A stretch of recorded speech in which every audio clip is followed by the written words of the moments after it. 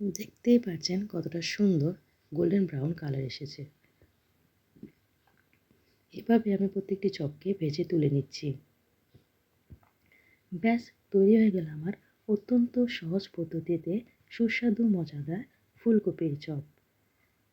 দেখতেই পারছেন কতটা সহজ পদ্ধতিতে আমি রেসিপিটি তৈরি করলাম। আমার রেসিপিটি যদি ভালো লেগে থাকে আমার চ্যানেলটিকে সাবস্ক্রাইব করবেন, লাইক, কমেন্ট, শেয়ার দিতে ভুলবেন না। পরবর্তীতে হাজির হব নতুন কোনো সুস্বাদু মজাদার ইউনিক রেসিপি নিয়ে। আমি একটি চপ ভেঙে দেখাচ্ছি আপনাদের কতটা মুচমুচে এবং সফট হয়েছে। খেতেও কিন্তু দারুণ হয়েছে। আপনারা বাসায় একবার হলেও ট্রাই করে খাবেন। আজকের মতো বিদায় নিচ্ছি। আল্লাহ হাফেজ।